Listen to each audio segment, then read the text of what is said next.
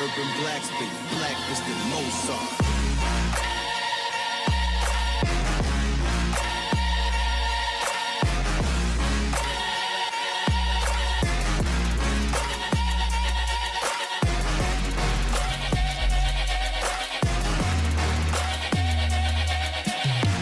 It's the classic, it's classical, go hard. Urban black spit, blacklisted Mozart. Hello everyone, नमस्कार। कैसे हैं आप सब। जब परीक्षा के लिए कम समय बचा रहता है तो मानसिक तनाव होना और चिंता होना स्वाभाविक है। कम समय में पूरे के पूरे सिलेबस को कैसे रिवाइज किया जाए, ये चिंता का प्रमुख विषय रहता है उन छात्रों के लिए जो एक बार पढ़ चुके होते हैं और पूरे सिलेबस को सही तरीके से रिवाइज करना चाहते हैं। तो उन छात्रों के लिए, साथ ही साथ वे भी छात्र जो एक बार भी नहीं पढ़े हैं लेकिन वो गिव अप नहीं करना चाहते, वो चाहते हैं कि कम समय में वो सिलेबस को एक बार पढ़ लें। तो दोनों प्रकार के छात्रों के लिए मैं क्विक रिवीजन सीरीज लेकर के आया हूं, जिसकी शुरुआत हम छत्तीसगढ़ के संपूर्ण भूगोल से कर रहे हैं, जिसमें कम समय में हम सिलेबस के हर टॉपिक के महत्वपूर्ण फैक्ट, जिनको एग्जाम में बार बार पूछा गया है या पूछे जाने की संभावना है, उसको कवर करेंगे। मान के चलिए इसमें आपका 70 to 75% एरिया पूरा कवर हो जाएगा। जाहिर सी बात है, ये क्विक रिवीजन सीरीज है तो मैं इसको थोड़ा सा फास्ट रखूंगा, सारे फैक्ट को, सारे थ्योरी को शामिल कर दूंगा, तो ये काफ़ी बड़ा हो जाएगा और क्विक रिवीजन कहलाएगा भी नहीं। तो हम कम समय में 45 से 50 मिनट में पूरे के पूरे छत्तीसगढ़ के संपूर्ण भूगोल को कवर करेंगे। साथ ही साथ ऐसे बाकी टॉपिक का, बाकी विषय का भी क्विक रिवीजन करेंगे और इसको अलग अलग सेट में करेंगे। जैसे आज हमने एक सेट उठाया, इसमें हमने 300-400 प्रमुख जो है आपका फैक्ट को पढ़ लिया, फिर बाकी सब्जेक्ट को पढ़ेंगे, उसके बाद फिर से यहीं पे आ जाएंगे और वो 300-400 प्रश्नों को छोड़ने के अलावा दूसरे नए प्रकार के प्रश्न अपन करने वाले हैं। तो चलिए बिना देर किए हम इस सेशन की शुरुआत करेंगे। आप इस सेशन को देखने के साथ इसका पीडीएफ भी अनिवार्य रूप से डाउनलोड कर लेना। पीडीएफ आपको हमारे टेलीग्राम चैनल से मिल जाएगा, जिस पे जुड़ने के लिए आप जो है इस क्लास के डिस्क्रिप्शन में जाइए, वहाँ पे लिंक दिया हुआ है, या फिर ये जो क्यूआर कोड आपको दिखाई दे रहा है, इसको स्कैन करके आप इसको डाउनलोड कर लीजिएगा। और अंतिम में फीडबैक जरूर देना, कमेंट करना कि ये आपका क्विक रिवीजन आपको कैसा लग रहा है। तो चलिए शुरुआत करते हैं छत्तीसगढ़ के सामान्य परिचय, राज्य की स्थापना, राजनीतिक पृष्ठभूमि आदि से। छत्तीसगढ़ राज्य की स्थापना कब और किस पंचवर्षीय योजना के दौरान हुई है? तो ये 1 नवंबर 2000 को हुआ है और 9वीं पंचवर्षीय योजना याद रखेंगे। छत्तीसगढ़ भारतीय संघ का कौन सा नंबर का राज्य है? 26वां राज्य है। राज्य निर्माण के समय भारत के राष्ट्रपति और प्रधानमंत्री कौन थे? तो राष्ट्रपति के.आर. नारायण थे और प्रधानमंत्री अटल बिहारी वाजपेयी जी थे। मध्य प्रदेश के कितने प्रतिशत हिस्से को अलग करके छत्तीसगढ़ का निर्माण किया गया? तो मध्य प्रदेश के 30.47% हिस्से अलग होकर के छत्तीसगढ़ राज्य अस्तित्व में आया है। छत्तीसगढ़ का क्षेत्रफल कितना है और यह आकार में किस यूरोपीय देश के लगभग बराबर है? तो छत्तीसगढ़ का क्षेत्रफल 191 स्क्वायर किलोमीटर है, 1,35,191 वर्ग किलोमीटर है और क्षेत्रफल में यह यूनान या ग्रीस के लगभग समानता रखता है। नेक्स्ट देख लेते हैं, छत्तीसगढ़ के प्रथम स्पष्ट मानचित्र का निर्माण किस वर्ष हुआ और इसकी भौगोलिक आकृति कैसी है? तो छत्तीसगढ़ का पहला स्पष्ट मानचित्र 1905 में उभर करके आया था और छत्तीसगढ़ के जो आपका मानचित्र है वो समुद्री घोड़ा, सी हॉर्स या हिप्पोकैम्पस के समान दिखाई देता है। याद रखना, सी हॉर्स अलग जो है वो आपका जानवर होता है और हिप्पोपोटेमस जो होता है वो अलग जानवर होता है। हिप्पोपोटेमस मतलब दरियाई घोड़ा होता है, वो गलत है। आपको याद रखना है हिप्पोकैम्पस या सी हॉर्स, या इसको समुद्री घोड़ा कहते हैं। राज्य गठन 1 नवंबर 2000 के समय छत्तीसगढ़ में कितने संभाग और जिले थे? तो 2000 के समय में 3 संभाग थे और आपके 16 जिले थे। छत्तीसगढ़ के कितने पड़ोसी राज्य हैं, या फिर छत्तीसगढ़ कितने पड़ोसी राज्यों से घिरा हुआ है? तो छत्तीसगढ़ जो है वो 7 पड़ोसी राज्यों से घिरा हुआ है। उत्तर प्रदेश, मध्य प्रदेश, महाराष्ट्र, तेलंगाना, आंध्र प्रदेश, उड़ीसा और झारखंड।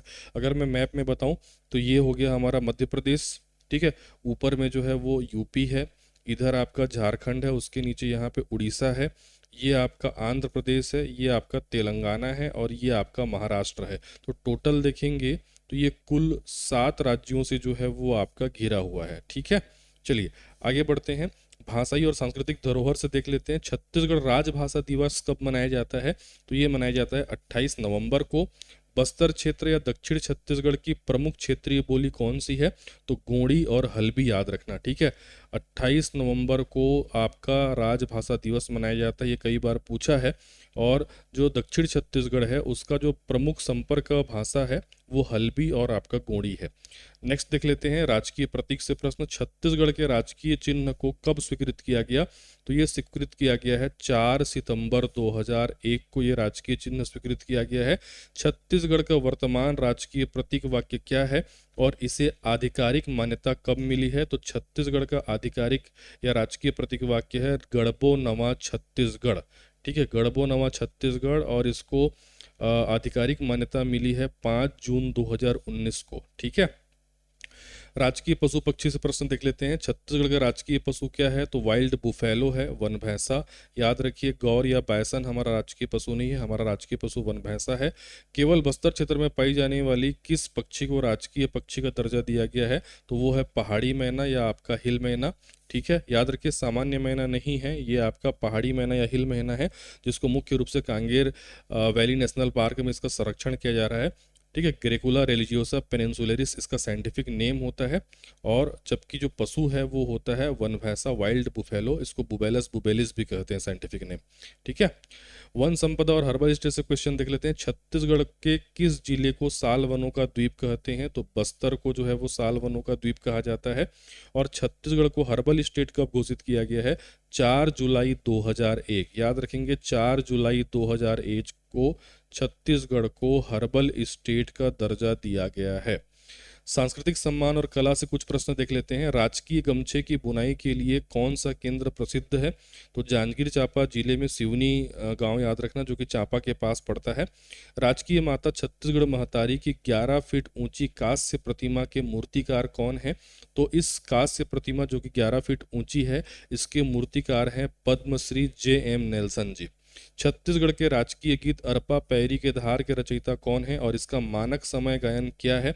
तो इसके रचयिता हैं डॉक्टर नरेंद्र देव वर्मा जी और इसको गाया जाता है 1 मिनट 15 सेकंड में, ठीक है। तो राजकीय गमछा के संबंध में कांस्य प्रतिमा महतारी, छत्तीसगढ़ महतारी कांस्य प्रतिमा और राजकीय गीत गाने का समय याद रखेंगे। सबसे प्राचीन आर्कियन चट्टानों के संबंध में कुछ क्वेश्चन देख लेते हैं। छत्तीसगढ़ की भूगर्भिक संरचना में सबसे प्राचीन और सर्वाधिक विस्तार वाला चट्टान कौन सा है? तो वो है आपका आर्कियन क्रम की चट्टानें या आर्कियन चट्टानें, जो छत्तीसगढ़ के 50% से अधिक भाग पर जो है वो आपका फैली हुई है। आर्कियन चट्टानों का निर्माण मुख्य रूप से किस काल में और कैसे हुआ है? तो आर्कियन चट्टानों का निर्माण प्री कैम्बियन काल में हुआ है। छत्तीसगढ़ की सबसे प्राचीनतम चट्टानें हैं और ये गर्म लावा के ठंडे होने से इनका निर्माण हुआ है। छत्तीसगढ़ में लौह अयस्क मुख्य रूप से किन चट्टानों में पाया जाता है? तो छत्तीसगढ़ में लौह अयस्क धारवाड़ क्रम की चट्टानों में पाया जाता है। धारवाड़ चट्टान वो चट्टान है जिसमें लौह अयस्क भी मिलता है और आपका टीन भी मिलता है, ठीक है। धारवाड़ क्रम की चट्टानों का नामकरण भारत के किस राज्य के धारवाड़ जिले के नाम पर किया गया है? तो कर्नाटक में है आपका धारवाड़ जिला, जहाँ पे ये चट्टान प्रचुरता से पाई जाती है और इसी धारवाड़ के नाम पे इस चट्टान को धारवाड़ चट्टान कहा जाता है, जो बेसिकली आर्कियन चट्टानों के अपरदन से ही बनती हैं। छत्तीसगढ़ में धारवाड़ क्रम की प्रमुख सीरीज कौन कौन सी है? तो 3 सीरीज आपका मुख्य रूप से इसमें 3 सीरीज है। एक याद रखिए चिल्फी घाटी सीरीज, एक आपका सोना खान सीरीज और एक आपका लौह अयस्क सीरीज कहा जाता है, या आप इस लौह अयस्क सीरीज को दंडकारण्य सीरीज के नाम से भी जान सकते हैं। अगला प्रश्न देखते हैं। छत्तीसगढ़ के मैदान या महानदी बेसिन में सर्वाधिक विस्तार किस क्रम की चट्टानों का है? तो छत्तीसगढ़ के मैदान में कडप्पा क्रम की चट्टानें पाई जाती हैं बीचों बीच, जो लगभग 25 से 30% भाग पर फैली हुई हैं। कडप्पा क्रम की चट्टान में मुख्य रूप से कौन से खनिज प्राप्त होते हैं? तो इसमें चूना पत्थर लाइमस्टोन प्राप्त होता है, साथ ही साथ इसमें डोलोमाइट भी प्राप्त होता है। छत्तीसगढ़ में कोयला किस क्रम की चट्टानों से प्राप्त होता है? तो छत्तीसगढ़ में कोयला गोंडवाना क्रम की चट्टानों से प्राप्त होता है।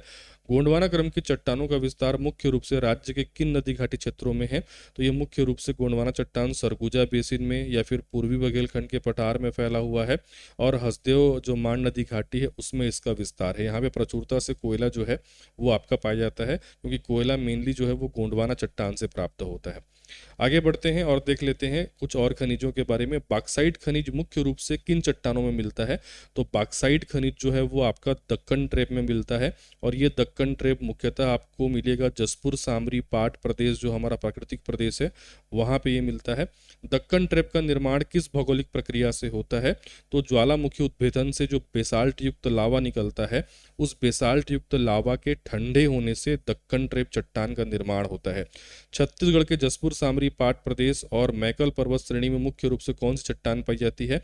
तो यहाँ पे दक्कन ट्रैप पाया जाता है। और याद रखेंगे, इसी दक्कन चट्टानों के क्षरण से जो है वो काली मिट्टी का निर्माण होता है। कंफ्यूज मत होना। देखो, जसपुर सामरी पाट जो आपका प्रदेश है, यहाँ पे मुख्य रूप से जो है वो लेटेराइट मिट्टी मिलती है, राइट। लेकिन दक्कन चट्टानों के अपरदन से कौन सी मिट्टी बनती है, ऐसा पूछेगा तब आपको काली मिट्टी उत्तर लेना है। छत्तीसगढ़ की प्रमुख मृदा के बारे में देख लेते हैं। छत्तीसगढ़ के कुल क्षेत्रफल के सर्वाधिक भाग पर कौन सी मिट्टी पाई जाती है? लगभग 50 से 55% भाग पर लाल पीली मिट्टी जो है वो आपका पाई जाती है। लाल पीली मिट्टी को स्थानीय भाषा में मटासी कहा जाता है।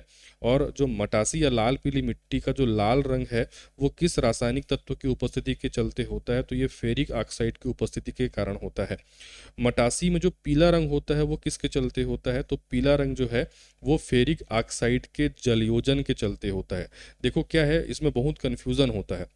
अगर मान लो लाल पूछा हुआ है और आपको एक उत्तर लेना है तो आप फेरस ऑक्साइड उत्तर लेना। फेरस नहीं रहेगा तब आप फेरिक लेना। बेसिकली फेरिक के लिए, मतलब पीले के लिए आप फेरिक याद रखिएगा और लाल के लिए आप फेरस याद रखिएगा, ठीक है। अगर दोनों ऑप्शन में रहा तब की बात है, ये आपको चुनना है, ठीक। अगले क्वेश्चन की ओर बढ़ते हैं। छत्तीसगढ़ में काली मिट्टी का स्थानीय नाम क्या है? तो छत्तीसगढ़ में काली मिट्टी को कन्हार के नाम से जानते हैं। कन्हार या काली मिट्टी का काला रंग किसके चलते होता है? तो ये टिटेनीफेरस मैग्नेटाइट और उसमें जो ह्यूमस की मात्रा रहती है, जीवांश की मात्रा रहती है, उसके चलते इसका रंग काला होता है। किस मिट्टी में जल धारण क्षमता सबसे ज़्यादा होती है और क्ले या चीका की मात्रा अधिक होती है? तो वो है काली मिट्टी या कन्हार मिट्टी, है ना। काली मिट्टी किस फसलों के उत्पादन के लिए उपयुक्त मानी जाती है? तो कपास, चना, गन्ना, सोयाबीन, इनके लिए काली मिट्टी जो है वो आपका उपयुक्त मानी जाती है। छत्तीसगढ़ में लाल पीली मिट्टी अर्थात मटासी और काली मिट्टी अर्थात कन्हार, इन दोनों के मिश्रण वाली मिट्टी को किस नाम से जानते हैं? तो इन दोनों का मिश्रण कहलाता है आपका डोरसा मिट्टी, ठीक है। आगे बढ़ते हैं और मिट्टियों से कुछ और प्रश्न देख लेते हैं। ऊंचाई या फिर आपका पठारी क्षेत्रों में पाई जाने वाली लेटेराइट मिट्टी का स्थानीय नाम क्या है? तो लेटेराइट मिट्टी का स्थानीय नाम है भाठा मिट्टी। लेटेराइट मिट्टी का निर्माण किस विशेष प्रक्रिया के द्वारा होता है? तो ये निच्छालन लीचिंग प्रक्रिया के द्वारा लेटेराइट मिट्टी का निर्माण होता है। अत्यधिक कठोरता के कारण भवन निर्माण और ईंट बनाने के लिए कौन सी मिट्टी सबसे उपयुक्त होती है? तो लेटेराइट मिट्टी सबसे उपयुक्त होती है। इसको ईंट निर्माण या फिर भवन निर्माण मिट्टी के नाम से भी जानते हैं। बागवानी फसल जैसे कि चाय, कॉफ़ी, लीची, टमाटर आदि के लिए लेटेराइट मिट्टी को जो है वो आपका उपयुक्त माना जाता है। यही कारण है कि जो जसपुर है वो लीची के उत्पादन में, कॉफ़ी के उत्पादन में, चाय के उत्पादन में अग्रणी है। यहाँ तक कि जसपुर ज़िले में जो आपका एक क्षेत्र है जिसको हम टमाटर की राजधानी कहते हैं, लुड़ेक, वो भी उसी क्षेत्र में आता है। लेटेराइट मिट्टी के चलते यहाँ पे इन फसलों की प्रमुखता से खेती होती है, ठीक है।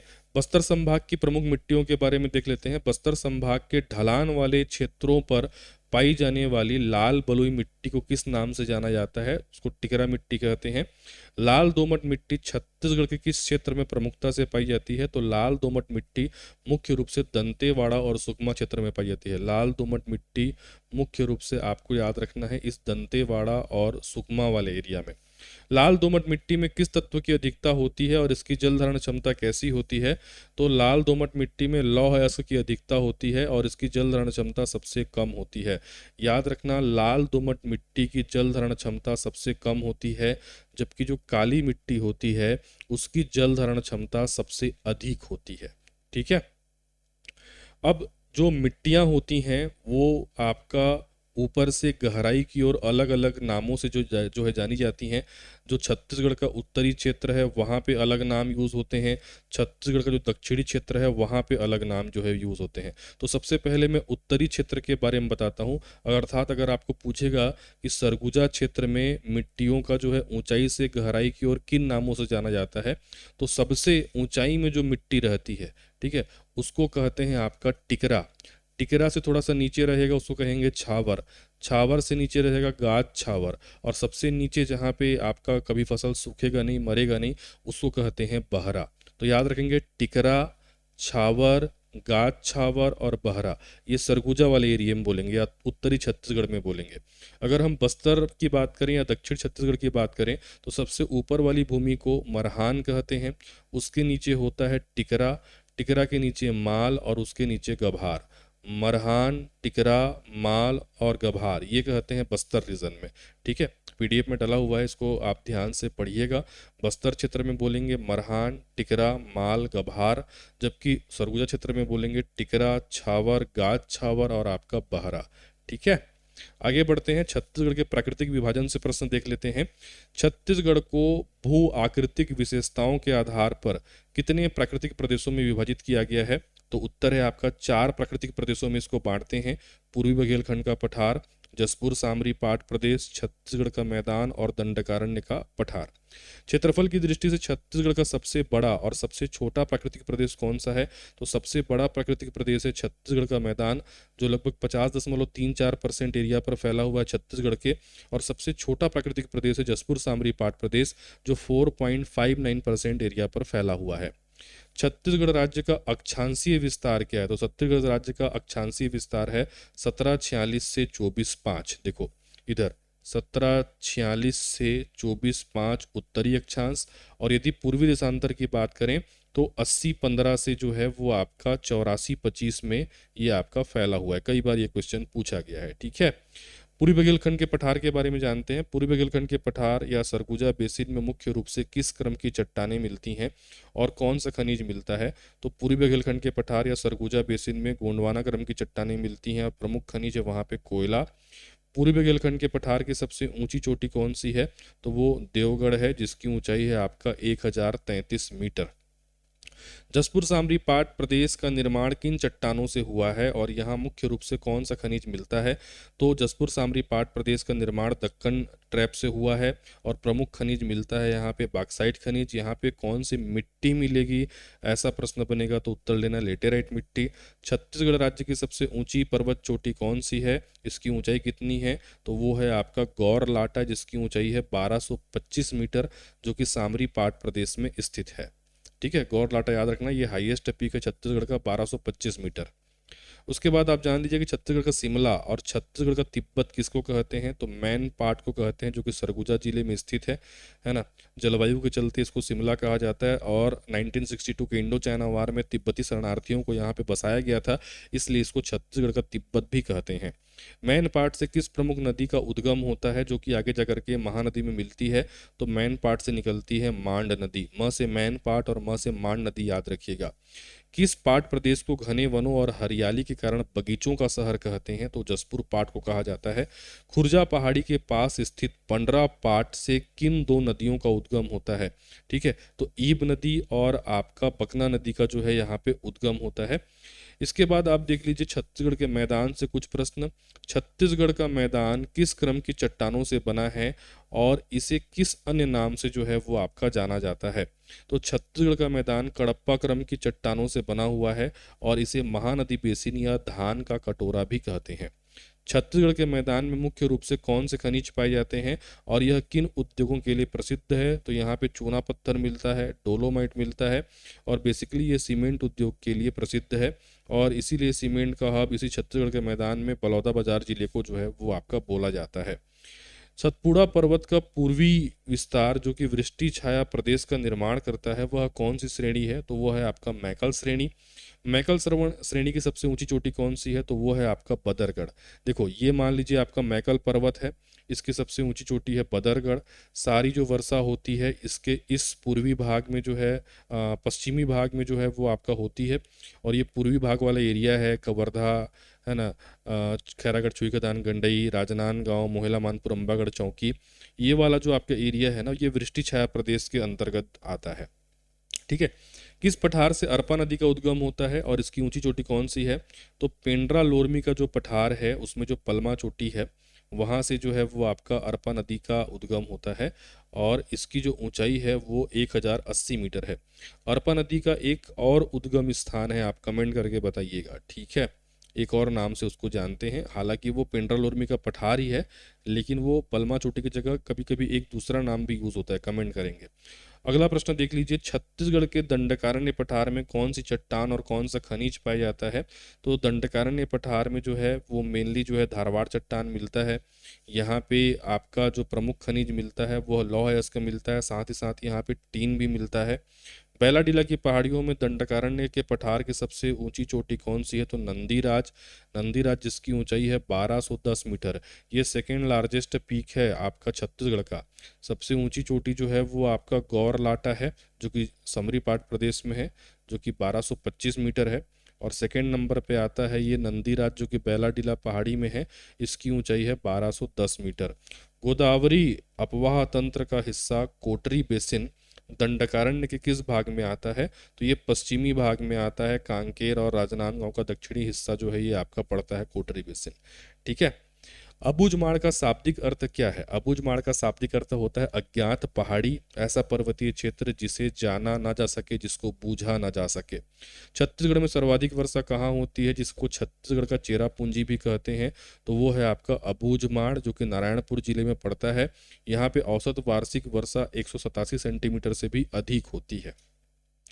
छत्तीसगढ़ की जलवायु मुख्य रूप से किस प्रकार की है? तो छत्तीसगढ़ की जलवायु उष्णकटिबंधीय मानसूनी जलवायु कहलाती है, जिसको महाद्वीपीय जलवायु भी कहा जाता है, शुष्क उपाद्र जलवायु भी कहा जाता है। कारण है यहाँ से कर्क रेखा जो है वो आपका गुजरती है, मनेन्द्रगढ़, चिरमिरी, भरतपुर, कोरिया, सूरजपुर और बलरामपुर से ये गुजरता है, ठीक है। कर्क रेखा किन जिलों से गुजरती है? तो मैंने अभी 4 नाम बताए। मई माह में चलने वाली शुष्क और गर्म हवाओं को क्या कहते हैं? तो उसको लू कहा जाता है। छत्तीसगढ़ का सबसे गर्म स्थान और सबसे गर्म जिला कौन सा है? तो सबसे गर्म स्थान है आपका चांपा और सबसे गर्म जिला कहलाएगा आपका जांजगीर चांपा, ठीक है। मतलब चांपा या फिर आपका जांजगीर चांपा ये स्थान या प्लेस में कहलाएगा, लेकिन सबसे गर्म जिला पूछेगा तो उत्तर लेना है रायगढ़। याद रखिएगा, जगह में चांपा लेना जो कि जांजगीर चांपा जिले में आता है, और जिला पूछेगा तो जांजगीर चांपा जिला मत लेना, उस समय उत्तर लेना आपका रायगढ़, सबसे गर्म जिला कहलाएगा। मैकल पर्वत श्रेणी के अवरोधक होने के कारण कौन सा जिला वृष्टि छाया प्रदेश में आता है? तो वो प्रमुख जिला है कवर्धा या फिर आपका कबीरधाम। इधर पूरा वर्षा होगा मैकल पर्वत श्रेणी के पश्चिमी भाग में, और पूर्वी क्षेत्र जो है कवर्धा वाला एरिया, वहाँ पे वर्षा की छाया पड़ेगी या वृष्टि छाया पड़ेगी। छत्तीसगढ़ में शीत ऋतु की आधिकारिक अवधि क्या मानी जाती है? तो ये माना जाता है 16 अक्टूबर से 15 फरवरी तक। शीत ऋतु में उत्तर भारत से आने वाली शीत लहरों के कारण तापमान में कितनी गिरावट आती है? तो 3 से 4 डिग्री तक ये आपका पहुंच जाता है। छत्तीसगढ़ का सबसे ठंडा स्थान कौन सा है? सबसे ठंडा जिला कौन सा है? सबसे ठंडा स्थान पूछेगा तो मैन पाट लेना, सबसे ठंडा जिला पूछेगा तो जसपुर लेना, ठीक है। ठंडा स्थान मैन पाट, ठंडा जिला आपका जसपुर। नदी अपवाह तंत्र के बारे में देखते हैं। क्षेत्रफल और जल प्रवाह के आधार पर छत्तीसगढ़ का सबसे बड़ा और सबसे छोटा अपवाह तंत्र कौन सा है? तो सबसे बड़ा अपवाह तंत्र है महानदी अपवाह तंत्र, 56.15% भाग पर फैला हुआ है। और सबसे छोटा अपवाह तंत्र है नर्मदा अपवाह तंत्र, जो कि मात्र आधा % या 0.55% भाग पर फैला हुआ है। महानदी का उद्गम कहाँ से होता है? तो महानदी का जो आपका उद्गम होता है वो धमतरी जिले के सिहावा पर्वत से होता है। महानदी की कुल लंबाई कितनी है और छत्तीसगढ़ में इसकी लंबाई कितनी है? महानदी की जो टोटल लंबाई है वो है 858 किलोमीटर और छत्तीसगढ़ में इसकी लंबाई है 286 किलोमीटर। वायु पुराण, स्कंद पुराण में महानदी को किन ऐतिहासिक नामों से जाना गया है? तो वायु पुराण या सतयुग में महानदी को नीलोत्पला कहा गया है, और द्वापर युग में या स्कंद पुराण में इसको चित्रोत्पला गंगा कहा गया है। याद रहेगा। तो महानदी की टोटल लंबाई 858 किलोमीटर है और छत्तीसगढ़ में ये 286 किलोमीटर एरिया में बहता है। छत्तीसगढ़ का प्रयाग या जो आपका राजिम है वो किन 3 नदियों का यहाँ पे संगम होता है? तो महानदी, पैरी और सोंढूर का होता है। सपोज ये जो है वो आपका राजिम है। तो राजिम में 3 नदियाँ मिलती हैं, एक तो महानदी मिलता है यहाँ पे, एक तो पैरी मिलता है और एक तो आपका सोंढूर मिलता है। इसी प्रकार एक संगम और देख लेते हैं, सिवरी नारायण में किन किन नदियों का संगम होता है, तो महानदी, शिवनाथ और जोग। तो इसको अपन मान लेते हैं आपका सिवरी नारायण, ठीक है। तो सिवरी नारायण में एक नदी आप मान लो आपका महानदी, दूसरा नदी आप मान लीजिए आपका शिवनाथ नदी, और एक नदी मान लीजिए आपका जोंक, ठीक है। तो ये 2 प्रमुख संगम आप याद रखिएगा। छत्तीसगढ़ राज्य का पहला बांध कौन सा है और इसका निर्माण कब हुआ, तो छत्तीसगढ़ राज्य का पहला बांध कहलाता है रुद्री बैराज, जो कि धमतरी में है। इसका निर्माण 1915 में हुआ था, ठीक है। जबकि सबसे लंबा आपका या सबसे बड़ा बांध पूछेगा तो वो है गंगरेल बांध, जिसको रविशंकर जलाशय कहते हैं। इसका निर्माण 1978 में हुआ था। ये छत्तीसगढ़ का सबसे बड़ा या सबसे लंबा बांध है, याद रखिएगा। छत्तीसगढ़ का सबसे ऊंचा बांध यदि पूछ दिया तो वो फिर आपका मिनी माता बांध कहलाएगा, जिसको हसदेव बांगो डैम भी कहते हैं। ऊंचा में ये आएगा, बड़ा या लंबा में गंगरेल आएगा, ठीक है। शिवनाथ नदी के बारे में देख लीजिए। महानदी की सबसे बड़ी सहायक और छत्तीसगढ़ में बहने वाली सबसे लंबी नदी कौन सी है, तो वो है शिवनाथ नदी, जिसकी लंबाई है 290 किलोमीटर। देखो, महानदी की अगर हम बात करें तो महानदी की तो जो टोटल लंबाई है वो 858 किलोमीटर है, लेकिन वो छत्तीसगढ़ में केवल 286 किलोमीटर बहती है। लेकिन जो शिवनाथ नदी है, जो कि बेसिकली छत्तीसगढ़ में बहती है, वो उसकी लंबाई जो है वो महानदी से भी देखो ज़्यादा है, छत्तीसगढ़ में केवल वो 290 है, ठीक है। शिवनाथ नदी का उद्गम स्थान कहाँ है, तो ये आपका गोंडरी गांव गढ़चिरौली जिले से निकलती है। राज्य है आपका महाराष्ट्र, फिर वो छत्तीसगढ़ में जो है वो आपका एंटर करती है। जांजगीर चांपा की जीवन रेखा किस नदी को कहा जाता है, तो जांजगीर चांपा की जीवन रेखा कहलाती है हसदेव नदी, जिसका उद्गम सोनहत पठार कैमूर पर्वत श्रृंखला से होता है। छत्तीसगढ़ की प्रथम बहुउद्देशीय परियोजना कौन सी है और यह कहाँ स्थित है, तो छत्तीसगढ़ की पहली बहुउद्देशीय परियोजना मिनी माता परियोजना को या हसदेव बांगो बांध को कहते हैं, जो कि कोरबा में स्थित है। यहाँ माचाडोली नामक स्थान है, वहाँ पे ये स्थित है। अमृतधारा जलप्रपात किस जिले में है और किस नदी पर स्थित है, तो अमृतधारा जलप्रपात मनेन्द्रगढ़, चिरमिरी, भरतपुर, एमसीबी जिले में है और ये हसदेव नदी पर बनता है। स्वर्ण कणों वाली नदी किसको कहा जाता है, तो ईब नदी के रेत में बालू के कण पाए जाते हैं, जिसका उद्गम खुर्जा पहाड़ी से होता है, पंडरापाट, जसपुर से। ईब नदी के प्रवाह मार्ग पर मुख्य रूप से कौन कौन से जलप्रपात बनते हैं, तो ईब नदी के प्रवाह मार्ग पर गुल्लू, बेने, छुरी, है ना, ये सारे जलप्रपात यहाँ पे प्रमुख रूप से बनते हैं। कांकेर की जीवन रेखा किस नदी को कहते हैं, तो कांकेर की जीवन रेखा दूध नदी को कहते हैं, जहाँ पे मलाज कुंडम जलप्रपात है। एशिया का पहला साइफन बांध, जिसका नाम है मॉडम सिल्ली जलाशय, ये किस नदी पर और कब बना है, तो मुडुम सिल्ली भी बोलते हैं इसको, माडम सिल्ली भी बोलते हैं। सिलियारी नदी पर बना है 1923 में, जो कि धमतरी पर है, ठीक है। नदी याद रखेंगे, सिलियारी नदी पर बना है, ना कि महानदी पर। शहीद वीर नारायण सिंह परियोजना किस नदी पर है और किस जिले में है, तो शहीद वीर नारायण सिंह परियोजना कोडार नदी पर है, कोडार बांध भी कहते हैं, जिला है आपका महासमुंद। छत्तीसगढ़ की प्राचीन पुरातात्विक नगरी मल्हार किस नदी के तट पर स्थित है, तो मल्हार जो है वो लीलागर नदी के तट पर स्थित है। और आपका जो लीलागर नदी है उसका प्राचीन नाम है निडिला।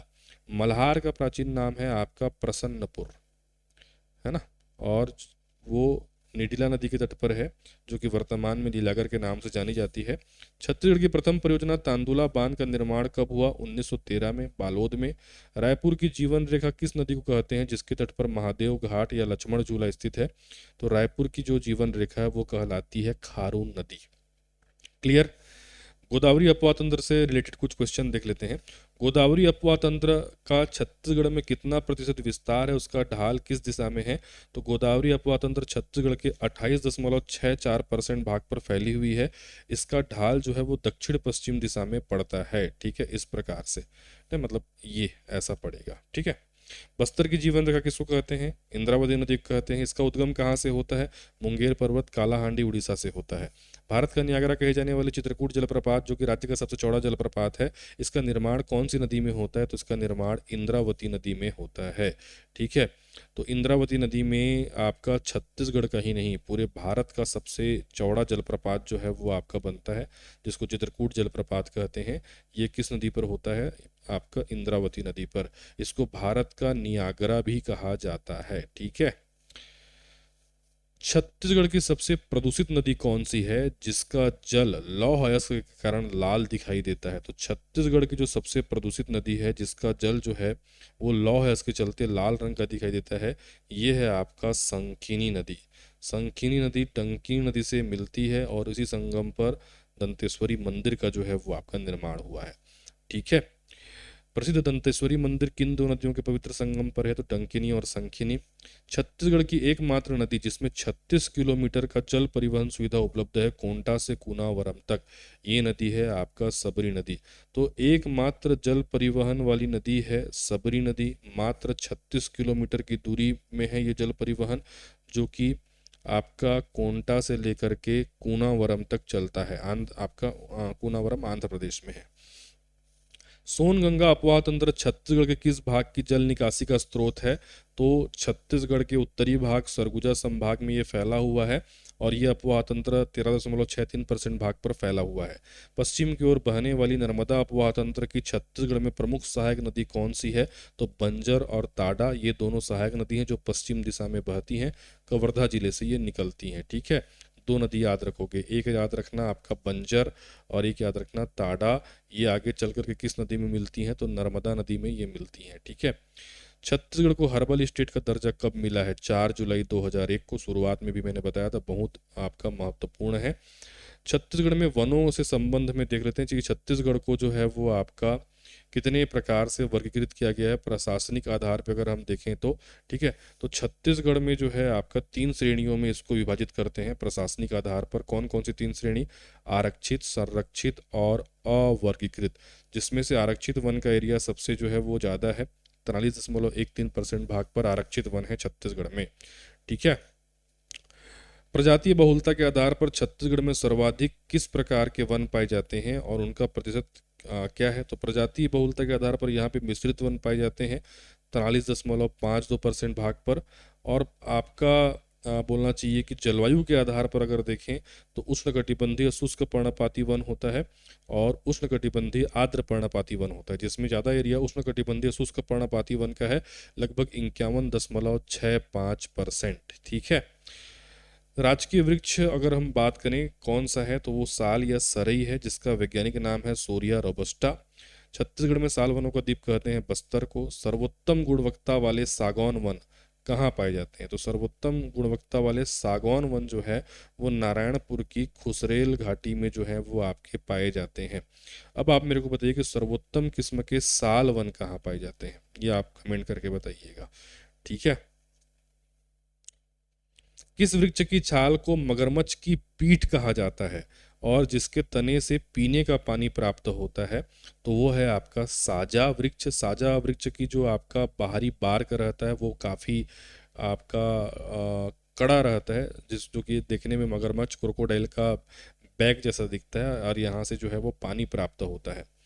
कत्था किस वृक्ष से प्राप्त किया जाता है और सरगुजा की कौन सी जनजाति इसको निकालने का कार्य करती है? कत्था खैर वृक्ष से प्राप्त होता है जिसे सरगुजा की खैरवार जनजाति निकालने का कार्य करती है। छत्तीसगढ़ में बांस शिल्पकला में कौन सी जनजाति विशेष रूप से निपुण मानी जाती है? तो गरियाबंद जिले में पाई जाने वाली कमार जनजाति बांस शिल्पकला में सबसे निपुण मानी जाती है। छत्तीसगढ़ में मुख्य वनोपज के अंतर्गत किन 6 राष्ट्रीय प्रजातियों को शामिल किया गया है? तो वो 6 राष्ट्रीय प्रजातियां हैं साल या सरई, सागौन, साजा, बीजा, खैर और शीशम। देश के कुल तेंदुपत्ता उत्पादन का कितना % छत्तीसगढ़ से उत्पादित होता है? तो वो है आपका 17%। एक मानक बोरा जो तेंदुपत्ता होता है उसमें कितने तेंदुपत्ता होते हैं? तो 50,000 तेंदुपत्ता होते हैं। 50-50 पत्ते के 1,000 बंडल इसमें होते हैं। लाख के उत्पादन में छत्तीसगढ़ का देश में कौन सा स्थान है? तो सेकंड नंबर पर है छत्तीसगढ़, झारखंड के बाद। झारखंड पहले नंबर पे आता है, छत्तीसगढ़ जो है वो आपका सेकंड नंबर पर आता है। ठीक है। छत्तीसगढ़ का पहला और सबसे पुराना राष्ट्रीय उद्यान कौन सा है? तो वो है इंद्रावती राष्ट्रीय उद्यान, जिसकी स्थापना 1978 में हुई है और ये प्रदेश का पहला या सबसे पुराना राष्ट्रीय उद्यान कहलाएगा। क्षेत्रफल की दृष्टि से सबसे बड़ा राष्ट्रीय उद्यान कौन सा है? तो वो है गुरु घासीदास राष्ट्रीय उद्यान।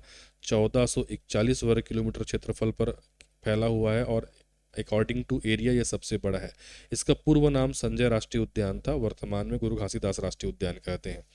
छत्तीसगढ़ का सबसे छोटा राष्ट्रीय उद्यान कौन सा है जहां राजकीय पक्षी पहाड़ी मैना का संरक्षण किया जा रहा है? तो वो है कांगेर घाटी नेशनल पार्क, जो मात्र 200 वर्ग किलोमीटर पर फैला हुआ है और यहाँ पे पहाड़ी मैना का संरक्षण जो है वो आपका किया जा रहा है। और इसी कांगेर घाटी राष्ट्रीय उद्यान में आपका छत्तीसगढ़ की सबसे गहरी गुफा कुटुमसर गुफा पाई जाती है, जहाँ पे अंधी मछलियाँ पाई जाती हैं। इन अंधी मछलियों को संकराइज कहा जाता है क्योंकि शंकर तिवारी ने इनकी खोज की थी। छत्तीसगढ़ का सबसे प्राचीन वन्य जीव अभ्यारण्य कौन सा है? तो सबसे प्राचीन वन्य जीव अभ्यारण्य है सीता नदी अभ्यारण्य, जो कि धमतरी में है। और ये सबसे प्राचीन इसलिए कहलाता है क्योंकि 1974 में इसकी स्थापना जो है वो आपका हुई थी। क्षेत्रफल की दृष्टि से छत्तीसगढ़ का सबसे छोटा अभ्यारण्य कौन सा है? तो वो है बादलकोल अभ्यारण्य, जो कि जसपुर में है और मात्र 105 वर्ग किलोमीटर पर फैला हुआ है, जो कि छत्तीसगढ़ का सबसे छोटा वाइल्ड लाइफ सेंचुरी है। सबसे बड़ा वाइल्ड लाइफ सेंचुरी या अभ्यारण्य कौन सा है? तो वो है तमोर पिंगला अभ्यारण्य, जो कि सूरजपुर जिला में है, जिसका क्षेत्रफल है 608 वर्ग किलोमीटर। और 608 वर्ग किलोमीटर के साथ ये सबसे बड़ा आपका अभ्यारण्य है। छत्तीसगढ़ का सबसे नवीनतम अभ्यारण्य जहां ऑरेंज ऑकलीफ तितली या बटरफ्लाई पाई जाती है, तो वो है भोरमदेव अभ्यारण्य, जो कि कबीरधाम में है। इसकी स्थापना 2001 में हुई थी और इस आधार पर यह सबसे नवीनतम अभ्यारण्य कहलाता है। छत्तीसगढ़ में सर्वाधिक संख्या में सांप किस अभ्यारण्य में पाए जाते हैं? तो बारनवापारा अभ्यारण्य, इसमें जो है सर्वाधिक मात्रा में आपके सांप मिलते हैं। छत्तीसगढ़ के किस अभ्यारण्य में राजकीय पशु वन भैंसा का विशेष संरक्षण किया जा रहा है? तो वो है आपका उदंती अभ्यारण्य, जो कि गरियाबंद जिले में पड़ता है। Achanakmar Amarkantak biosphere reserve UNESCO के मैन एंड बायोस्फीयर MAB कार्यक्रम में कब शामिल किया गया? तो ये शामिल किया गया है 2012 में। छत्तीसगढ़ में वर्तमान में कुल कितने टाइगर रिजर्व हैं? तो 4 टाइगर रिजर्व हैं। एक इंद्रावती राष्ट्रीय उद्यान में है, उदंती सीता नदी अभ्यारण्य को मिला करके दूसरा है, अचानकमार में तीसरा है, और गुरु घासीदास और तमोर पिंगला इसको मिला करके चौथा है। टोटल 4 है। ठीक है। छत्तीसगढ़ का पहला पक्षी विहार कौन सा है जहां राज्य का पहला पक्षी महोत्सव आयोजित किया गया था? तो वो है आपका गिधवा पक्षी विहार, ये परसदा बेमेतरा में पड़ता है। एशिया का सबसे बड़ा मानव निर्मित जंगल सफारी कहाँ है? तो ये नंदनवन जंगल सफारी है, जो कि आपका तूताग्राम नवा रायपुर में पड़ता है। छत्तीसगढ़ का सबसे प्राचीन चिड़ियाघर कौन सा है जिसकी स्थापना 1955-56 में हुई थी? तो ये है भिलाई में, जो कि दुर्ग जिला में पड़ेगा। मैत्री बाग 1955-56 में बना है। भारत और रूस की मित्रता का प्रतीक है और सबसे पुराना चिड़ियाघर यही कहलाएगा। छत्तीसगढ़ को खनिजों की दृष्टि से क्या कहते हैं? तो इसको भारत का खनिज कटोरा जो है वो आपका कहा जाता है। खनिज राजस्व और नियंत्रण के संबंध में केंद्र और राज्य का क्या अधिकार है? तो खनिजों से संबंधित जितने भी नियम कानून नीलामी जो है वो केंद्र सरकार करती है, जबकि उत्खनन से जो आपका रॉयल्टी है वो राज्य को जो है वो आपका मिलता है। छत्तीसगढ़ में मुख्य रूप से गोंडवाना, धारवाड़ और कडप्पा क्रम की चट्टानों में क्रमशः कौन से खनिज मिलते हैं? तो गोंडवाना में मिलता है कोयला, धारवाड़ में लौह अयस्क और टीन मिलेगा, और जो कडप्पा है उसमें चूना पत्थर और डोलोमाइट मिलेगा। छत्तीसगढ़ राज्य खनिज विकास निगम CMDC की स्थापना कब हुई और इसका मुख्यालय कहाँ है? तो CMDC की स्थापना 7 जून 2001 को हुई है और इसका जो मुख्यालय है वो आपका रायपुर में है। ठीक है, याद रखेंगे। गोंडवाना चट्टान में मिलेगा कोयला, धारवाड़ में मिलेगा आपका लोहा और टीन, कडप्पा में मिलता है आपका चूना पत्थर एंड डोलोमाइट, जबकि दक्कन में मिलेगा आपका बॉक्साइट। छत्तीसगढ़ में सर्वाधिक राजस्व देने वाला खनिज कौन सा है और इसको किस नाम से जानते हैं? तो सर्वाधिक राजस्व कोयला देता है, काला हीरा भी कहते हैं। कोयले के भंडारण और उत्पादन में कौन से जिले क्रमशः शीर्ष पर हैं? तो सर्वाधिक भंडारण रायगढ़ जिले में आएगा और सर्वाधिक उत्पादन कोरबा जिले में होता है। याद रखेंगे, भंडारण में रायगढ़ तो आप में रहेगा और उत्पादन में आपका कोरबा। छत्तीसगढ़ में लौह अयस्क का सर्वाधिक उत्खनन करने वाली कंपनी कौन सी है और इसकी स्थापना कब हुई? तो वो है आपका NMDC, राष्ट्रीय खनिज विकास निगम, जिसकी स्थापना 1958 में हुई थी। याद रखना, NMDC मेन यहाँ पे लौह अयस्क का उत्खनन करता है, जो 1958 में यहाँ पे स्टेब्लिश हुआ है। भारत की सबसे बड़ी लौह अयस्क उत्पादक मशीनीकृत खदान कहाँ पे है? तो वो दंतेवाड़ा के बैलाडीला में स्थित है। छत्तीसगढ़ में सर्वाधिक रॉयल्टी दर वाला खनिज कौन सा है? लौह अयस्क। देखो फर्क है ना, अगर आपको पूछेगा सर्वाधिक राजस्व देने वाला खनिज कौन सा है तो आपका कोयला, लेकिन अगर पूछेगा कि सर्वाधिक रॉयल्टी दर किसका ज़्यादा है तो आंसर लोगे आप लौह अयस्क का। क्लियर। चलिए आगे बढ़ते हैं। वर्तमान में भिलाई इस्पात संयंत्र बीएसपी को लौह अयस्क की आपूर्ति कहाँ से की जा रही है? तो कांकेर के राव घाट माइन से जो है वो आपका की जा रही है। ये भिलाई स्टील प्लांट है। पहले इसकी आपूर्ति जो है वो बालोद के दल्ली राजहरा से होती थी लौह अयस्क का। यहाँ जो है भंडार खत्म हो गया तो आगे बढ़ गए और कांकेर के राव घाट माइन से अभी इसकी आपूर्ति जो है वो की जा रही है। बैलाडीला का उच्चतम गुणवत्ता वाला लौह अयस्क विशाखापट्टनम बंदरगाह के माध्यम से किस देश को निर्यात करते हैं? तो जापान को जो है वो आपका निर्यात होता है। चूना पत्थर की प्रचुर उपलब्धता के कारण छत्तीसगढ़ के किन जिलों में सर्वाधिक सीमेंट कंपनियां हैं? तो बलौदाबाजार और रायपुर में सबसे ज़्यादा सीमेंट कंपनियां स्थापित हैं। भिलाई इस्पात संयंत्र को चूना पत्थर की आपूर्ति किस खदान से होती है? तो वो नंदिनी खुंदिनी खदान है। यहाँ से चूना पत्थर की आपूर्ति भिलाई स्टील प्लांट को की जाती है। डोलोमाइट का सर्वाधिक उपयोग किस उद्योग में होता है और किस कार्य के लिए होता है? तो डोलोमाइट का उपयोग होता है लौह इस्पात उद्योग में अशुद्धियों को हटाने के लिए। फ्लक्स के रूप में इसका जो है आपका प्रयोग होता है और ये डोलोमाइट बिलासपुर जिले के हिर्री माइंस में सबसे ज़्यादा जो है वो आपका पाया जाता है। बॉक्साइट किस धातु का प्रमुख अयस्क है और राज्य में यह किन चट्टानों में मिलता है? तो बॉक्साइट से एल्यूमिनियम निकालते हैं, मतलब बॉक्साइट एल्यूमिनियम का अयस्क है जो मुख्य रूप से दक्कन ट्रैप की चट्टानों में पाया जाता है, जो कि जसपुर सामरी पाट प्रदेश वाले एरिया में मिलता है। ठीक है। भारत में टीन का एकमात्र उत्पादक राज्य कौन सा है? तो भारत में टीन का एकमात्र उत्पादक राज्य है हमारा छत्तीसगढ़, जिसमें यह दंतेवाड़ा जिले में सबसे ज़्यादा इसका उत्पादन होता है। और टीन किस अयस्क से निकलता है ये कई बार पूछता है, तो टीन कैसेटेराइट अयस्क से प्राप्त होता है। टीन के प्रसंस्करण और अनुप्रयोगों पर शोध के लिए टीन रिसर्च सेंटर कहाँ स्थापित है?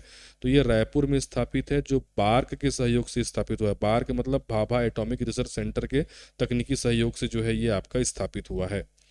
नदियों की रेत बालू से प्राप्त होने वाले सोने के कणों को क्या कहा जाता है और यह मुख्य रूप से किन नदियों में मिलता है?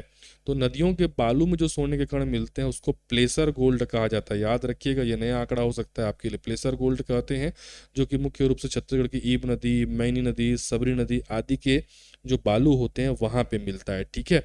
तो नदी के बालू में जो सोने के कण मिलेंगे उसको प्लेसर गोल्ड कहते हैं। भारत की पहली स्वर्ण खदान नीलामी छत्तीसगढ़ के किस स्थान पर हुई? तो ये बाघमारा जो माइंस है वो नीलाम हुआ है, जो कि बलौदाबाजार जिले में जो है वो आपका स्थित है। हीरा प्रकृति में किन चट्टानों से प्राप्त होता है? तो हीरा किम्बरलाइट चट्टानों से जो है वो आपका प्राप्त होता है। छत्तीसगढ़ में हीरे की प्राप्ति के लिए गरियाबंद जिले का कौन सा तहसील फेमस है? तो गरियाबंद जिले का पायली खंड, कोसम बेड़ा, बहराडीही, इन आपके स्थानों पर यहाँ पे हीरा जो है वो आपका प्राप्त होता है। गरीबों का हीरा या अभिशप्त रत्न के नाम से प्रसिद्ध दुर्लभ खनिज कौन सा है जो भारत में केवल छत्तीसगढ़ में मिलता है? तो वो है आपका अलेक्जेंड्राइट। अलेक्जेंड्राइट रत्न छत्तीसगढ़ के किस क्षेत्र में प्रमुखता से मिलता है? तो ये गरियाबंद जिले के देवभोग तहसील के सेंदुमुड़ा और लाटापारा एरिया में जो है वो सर्वाधिक मात्रा में मिलता है। उद्योगों में अपघर्षक के रूप में आभूषणों में प्रयुक्त होने वाला गार्नेट किस जिले में मिलता है? तो ग से गार्नेट और ग से गरियाबंद जिला याद रखना। ठीक है। पेंसिल की लीड जो लेड होती है और बैटरियों में उपयोग में आपका आने वाला ग्रेफाइट छत्तीसगढ़ के मुख्य रूप से किस जिले में मिलता है? तो ये बलरामपुर जिले का जो गिरवानी एरिया है, मानिकपुर एरिया है, यहाँ पे ग्रेफाइट जो है वो आपका प्राप्त होता है। कोरंडम खनिज के मूल्य संवर्धन के लिए कटिंग और पॉलिशिंग संयंत्र कहाँ है? तो कोरंडम का कटिंग और पॉलिशिंग संयंत्र आपका बस्तर में है। भोपालपट्टनम और उसूर क्षेत्र किस खनिज के लिए जाना जाता है? तो भोपालपट्टनम और उसूर क्षेत्र कोरंडम के लिए जाना जाता है, जो कि बीजापुर जिले में पड़ेगा, भोपालपट्टनम और उसूर। विद्युत और ताप का कुचालक होने के कारण विद्युत प्रेस में किस खनिज का उपयोग होता है? तो वो है आपका अभ्रक का यूज होता है। छत्तीसगढ़ में फ्लोराइट का प्रमुख निक्षेप चांदी डोंगरी में है और ये चांदी डोंगरी किस जिले में आता है? तो ये राजनांदगांव जिले में आता है। छत्तीसगढ़ में कोयले की प्रचुरता किन चट्टानों में अधिक है? गोंडवाना चट्टान में, है ना। छत्तीसगढ़ को आपका निर्बाध विद्युत आपूर्ति के लिए किस दर्जे से सम्मानित किया गया? तो जीरो पावर कट स्टेट। आप मुझे बताओ कि छत्तीसगढ़ को जीरो पावर कट स्टेट कब घोषित किया गया है? कमेंट करिएगा। ठीक है। छत्तीसगढ़ राज्य विद्युत मंडल सीएसईबी की स्थापना कब हुई, इसका मुख्यालय कहाँ है? तो सीएसईबी की जो मुख्यालय है वो रायपुर में है। स्थापना हुई थी इसकी 15 नवंबर 2000 को। कब स्थापित हुआ सीएसईबी? 15 नवंबर 2000 को ये स्थापित हुआ। और 2003 में, है ना, विद्युत अधिनियम 2003 के तहत 19 दिसंबर 2008 को सीएसईबी का 5 भागों में विभाजन कर दिया गया। कौन कौन से 5 भाग बने? CS PGCL, CS PHCL, CS PDCL, CS PTCL और सीएस पीटीआरसीएल। मतलब जनरेशन, होल्डिंग, डिस्ट्रीब्यूशन, है ना, ट्रांसमिशन और ट्रेड, ये 5 भागों में बांट दिया गया। छत्तीसगढ़ में राज्य विद्युत नियामक आयोग का मुख्य कार्य विद्युत की दरें जो है वो आपका निर्धारित करना है। छत्तीसगढ़ में ताप विद्युत संयंत्रों पर किसका नियंत्रण है? तो केंद्र सरकार का भी नियंत्रण है और राज्य सरकार का भी नियंत्रण है। एनटीपीसी के कौन कौन से थर्मल पावर प्लांट है, कहाँ कहाँ पे? एक तो कोरबा के जमनीपाली में है, बिलासपुर के सीपत में है और रायगढ़ के लारा में है। ऊर्जा राजधानी किसको कहते हैं? कोरबा को कहते हैं। सुपर क्रिटिकल बॉयलर पर आधारित देश का पहला थर्मल पावर प्लांट कौन सा है? बिलासपुर का सीपत, मतलब एनटीपीसी सीपत। एनटीपीसी आपका जो लारा है जो कि रायगढ़ जिले में स्थित है, इसको जल की आपूर्ति कहाँ से होती है? तो महानदी के साराडीह बैराज से इसको जो है जल की आपूर्ति होती है। तो जो लारा है इसको जल की आपूर्ति होती है महानदी के साराडीह बैराज से। जबकि हसदेव बांगो जो बांध है यहाँ मुख्य रूप से एनटीपीसी जमनीपाली को और एनटीपीसी सीपत को आपका जल की आपूर्ति होती है। तो जो एनटीपीसी जमनीपाली है कोरबा में और एनटीपीसी सीपत है बिलासपुर में, इसको हसदेव बांगो डैम से जल की आपूर्ति होती है। जबकि जो एनटीपीसी लारा है इसको साराडीह बैराज से जल की आपूर्ति प्राप्त होती है। ठीक है। एनएस पावर कंपनी भिलाई के किन 2 कंपनियों का संयुक्त उपक्रम है? NS power company mainly Bhilai steel plant को विद्युत आपूर्ति प्रदान करने के लिए बनाया गया है, जो कि एनटीपीसी और सेल अर्थात steel authority of India limited और नेशनल पावर थर्मल कारपोरेशन, इन जो है आपका दोनों का संयुक्त उपक्रम है। ठीक है। राज्य सरकार के स्वामित्व वाली कुल तापीय और जल विद्युत क्षमता कितना है? तो राज्य सरकार के पास है आपका थर्मल पावर में 2840 मेगावाट और हाइड्रो पावर में है 138.7 मेगावाट। याद रखेंगे, तापीय विद्युत संयंत्र से प्राप्त होता है 2840 मेगावाट और जल विद्युत संयंत्र से प्राप्त होता है 138.7 मेगावाट। मड़वा तेंदुभाटा जो ताप विद्युत संयंत्र है जो जांजगीर चांपा जिले में आता है में स्थित 1000 मेगावाट क्षमता वाले ताप विद्युत संयंत्र का नाम क्या है? तो इसका प्रशासनिक नाम है अटल बिहारी वाजपेयी ताप विद्युत संयंत्र। कोरबा पूर्व में स्थित डॉक्टर श्यामा प्रसाद मुखर्जी ताप विद्युत गृह की स्थापना कब हुई है? तो ये हुई है 2007 में। छत्तीसगढ़ की सबसे बड़ी जल विद्युत परियोजना कौन सी है और यह किस नदी पर है? तो सबसे बड़ी जल विद्युत परियोजना है मिनी माता हसदेव बांगो परियोजना, जो कि हसदेव नदी पर है और टोटल है 120 मेगावाट।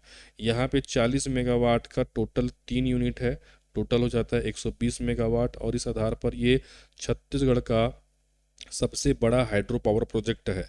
महानदी पर स्थित गंगरेल जल विद्युत संयंत्र की टोटल उत्पादन क्षमता कितनी है? तो 10 मेगावाट है। गंगरेल डैम का उत्पादन क्षमता है कितना आपका, मतलब वहाँ का 10 मेगावाट है हाइड्रो पावर का। सीकासार जल विद्युत संयंत्र किस नदी पर स्थित है? तो ये गरियाबंद जिले में स्थित है, पैरी नदी पर, है ना। 7 मेगावाट इसका उत्पादन क्षमता है। क्लियर? ठीक।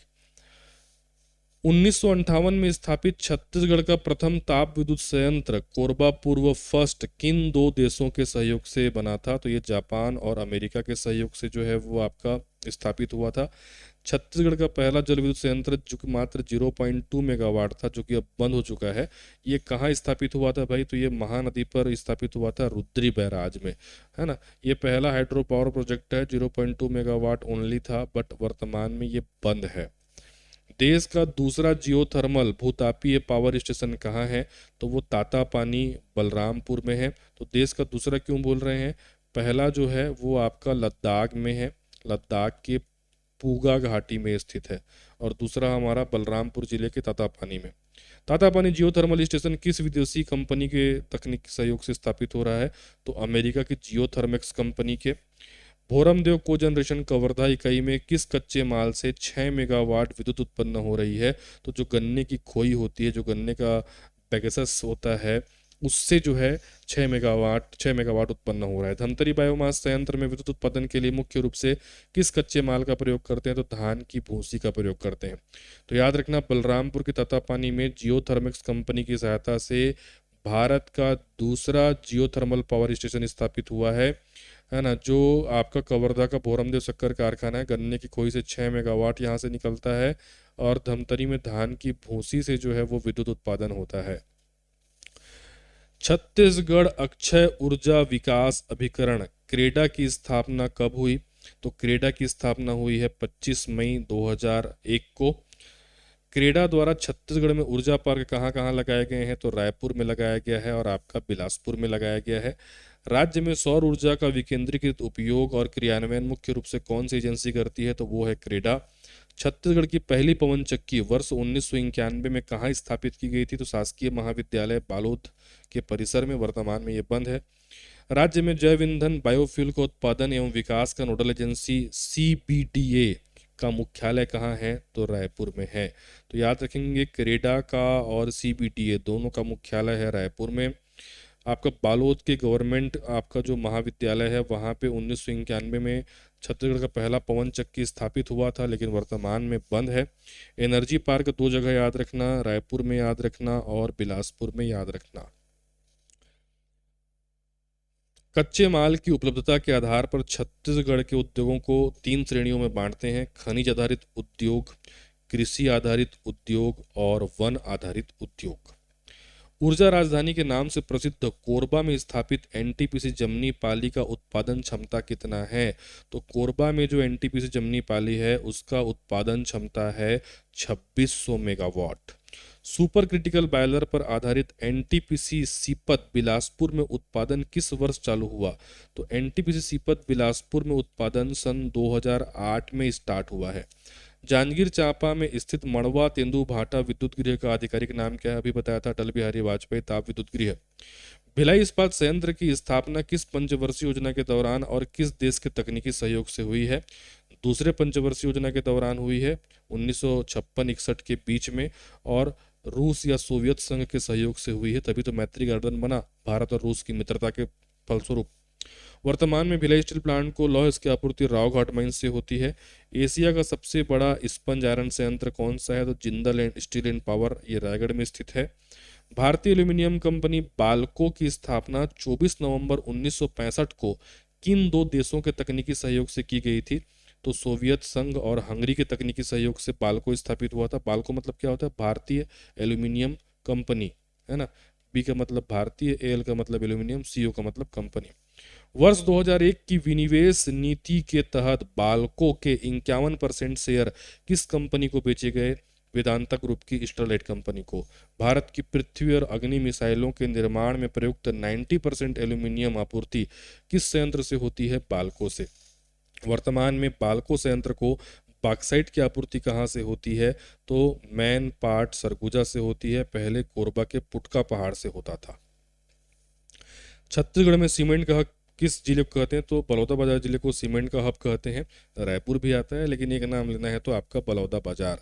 जांजगीर चांपा के अरस मेटा में स्थित आपका न्यूवोको सीमेंट संयंत्र की स्थापना 1983 में किस नाम से हुई थी? तो 1983 में 1983 में ये रेमंड के नाम से जाना जाता था, लेकिन वर्तमान में इसको न्यूवोको सीमेंट कहते हैं। छत्तीसगढ़ राज्य का पहला शक्कर कारखाना कौन सा है और यह कब स्थापित हुआ?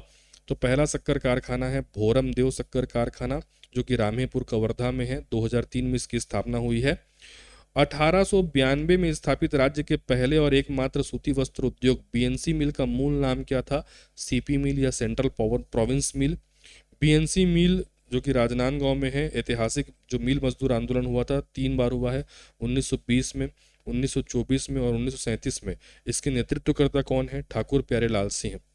प्रथम मतलब स्वतंत्रता से पूर्व 1935 में स्थापित छत्तीसगढ़ का एकमात्र जूट मिल कहाँ? मोहन जूट मिल रायगढ़, जो कि वर्तमान में क्या है? आपका बंद है। दुर्ग जिले के कुमारी में स्थित चिदम्बरा केमिकल का पुराना नाम क्या था? धर्मजी मोरारजी केमिकल। बिलासपुर के ढेका में स्थापित राज्य का पहला पेपर मिल, जिसका वर्तमान नाम है बुक ब्रांड पेपर मिल का पहला नाम क्या था? पहले उसको एजीओ पेपर मिल के नाम से जानते थे। एजीओ पेपर मिल, कनोई पेपर मिल, अभी ब्रुक बॉन्ड पेपर मिल के नाम से उसको जानते हैं। छत्तीसगढ़ में सर्वाधिक पाए जाने वाला टसर रेशम मुख्य रूप से किस क्षेत्र में मिलता है? तो टसर रेशम बस्तर क्षेत्र में जो है वो आपका पाया जाता है। खैर वृक्ष से कत्था निकालने का कार्य परंपरागत रूप से कौन सी जनजाति करती है? खैरवार जनजाति। लाख के उत्पादन में छत्तीसगढ़ का भारत में सेकंड नंबर पे स्थान है, पहला नंबर है झारखंड का। माचिस एवं पटाखा उद्योग के संकेंद्रण के कारण किस जिले को छत्तीसगढ़ का सीवा काशी कहते हैं? बिलासपुर को। माचिस की तीलियां बनाने के लिए मुख्य रूप से किस हल्की और ज्वलनशील लकड़ी का उपयोग करते हैं? तो सेमल वृक्ष की लकड़ी का इसमें उपयोग होता है। भारतीय रेलवे की पुरानी और क्षतिग्रस्त बोगियों की मरम्मत के लिए 1966 में वैगन रिपेयर वर्कशॉप कहाँ स्थापित है? रायपुर में। भिलाई में स्थित भारत रिफैक्ट्रीज की स्थापना 1978 में किस देश के तकनीकी सहयोग से हुई थी? जापान के सहयोग से। लोहे के अपशिष्टों के पुनः चक्रण हेतु 1979 में स्थापित फेरो स्क्रैप कारपोरेट लिमिटेड किस देश के सहयोग से बना? अमेरिका के सहयोग से। राज्य में मेगा फूड प्रोसेसिंग पार्क किन दो स्थानों में है? तो मेगा फूड प्रोसेसिंग पार्क दो स्थान में है, धमतरी के बागोद में और रायपुर के सरोरा बेमता में। छत्तीसगढ़ में सर्वाधिक निवेश व रोजगार देने वाला और क्षेत्रफल की दृष्टि से सबसे बड़ा औद्योगिक केंद्र कौन सा है? तो सर्वाधिक निवेश या रोजगार देने वाला है रायपुर का उरला, जबकि क्षेत्रफल की दृष्टि से सबसे बड़ा है रायपुर का सिलतरा। छत्तीसगढ़ में जेम्स एंड ज्वेलरी सेज और सोलर सेज क्रमशः कहाँ स्थापित है? तो जेम्स और ज्वेलरी सेज रायपुर में है और सोलर सेज, सेज मतलब होता है स्पेशल इकोनॉमिक जोन, वो आपका राजनांदगांव में है। क्लियर है? तो इस प्रकार क्विक रिवीजन का सेट 1 हमारा यहीं पे समाप्त होता है। सेट 1 कहने का मतलब इसके और भी मैं सेट लाऊंगा बाकी सब्जेक्ट के बाद, जिसमें ये क्वेश्चन जो है वो आपके रिपीट नहीं रहेंगे। आई होप आपको ये समझ में आया होगा, अच्छा लगा होगा। इसका पीडीएफ आप अनिवार्य रूप से डाउनलोड कर लेना। पीडीएफ आपको हमारे टेलीग्राम चैनल पर मिल जाएगा। टेलीग्राम चैनल का लिंक इस वीडियो के डिस्क्रिप्शन में है। साथ ही स्क्रीन पर जो QR दिख रहे हैं उसको भी आप स्कैन करके टेलीग्राम डाउनलोड कर सकते हैं। साथ ही जितने भी हमारे वर्तमान में ऑनलाइन कोर्स हैं, इन सभी ऑनलाइन कोर्सेज के बारे में जानकारी आपको हमारी एप्लीकेशन पर अवेलेबल होगी। इसके लिए भी आप इस QR को स्कैन करके एप्लीकेशन डाउनलोड कर लीजिए या फिर इस वीडियो के डिस्क्रिप्शन में जाइए, वहाँ पे लिंक डला हुआ है। किसी प्रकार की अन्य सहायता के लिए आप इस नंबर पर हमको व्हाट्सअप कर सकते हैं। मिलता हूँ मैं आपको अगले सेशन में, तब तक के लिए धन्यवाद। Thank you.